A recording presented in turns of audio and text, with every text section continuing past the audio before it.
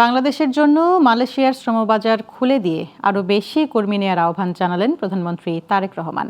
আর প্রধানমন্ত্রী আনোয়ার ইব্রাহিম বলেন, মালয়েশিয়ার শ্রমিকের প্রয়োজন রয়েছে, তবে সবার আগে শ্রমিকদের নিরাপত্তা। সোমবার যৌথ সংবাদ সম্মেলনে এসব কথা বলেন দুদেশের প্রধানমন্ত্রী। এর আগে মালয়েশিয়ার প্রধানমন্ত্রীর সঙ্গে দ্বিপক্ষীয় বৈঠকে বসেন বাংলাদেশের প্রধানমন্ত্রী। বিস্তারিত আওলাদ বাবলুর প্রতিবেদনে।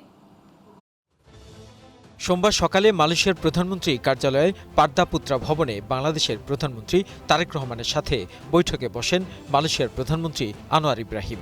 এ সময় উঠে আসে দুই দেশের স্বার্থ সংশ্লিষ্ট বিভিন্ন বিষয়। পরে তাদের নেতৃত্বে একটি প্রতিনিধি পর্যায়ে একটি বৈঠকও হয়। বৈঠকে তারা দ্বিপাক্ষিক সম্পর্কের সামগ্রিক বিষয় পর্যালোচনা এবং পারস্পরিক স্বার্থ সংশ্লিষ্ট আঞ্চলিক ও আন্তর্জাতিক বিষয়ে মতবিনিময় করেন। বৈঠকের পর দুই দেশের প্রধানমন্ত্রীর উপস্থিতিতে সংস্কৃতি বিষয়ক একটি সমঝোতা স্মারক সই হয়। বিনিময় হয় একটি দ্বিপাক্ষিক দলিলও। এরপর দুই দেশের প্রধানমন্ত্রীর একটি যৌথ সংবাদ সম্মেলনে অংশ নেন।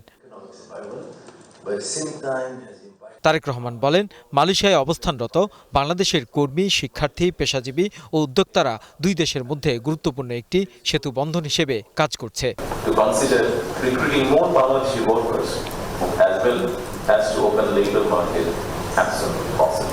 আর মালয়েশিয়ার প্রধানমন্ত্রী জানান, তিনি তারেক রহমানের স্পষ্ট বক্তব্য এবং অভিন্ন লক্ষ্য অর্জনের প্রতি তার অঙ্গীকার প্রশংসনীয়।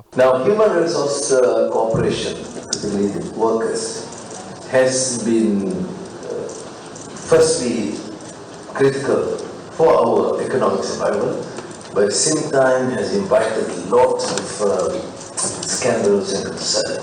উভয় দেশকেই দায়িত্বশীল ভূমিকা রাখতে হবে, যাতে শ্রমিকদের স্বার্থ সুরক্ষিত এবং দুই দেশের চাহিদাও পূরণ হয় বলেও জানান মালয়েশিয়ার প্রধানমন্ত্রী। Awlad Bablu, global television, news desk.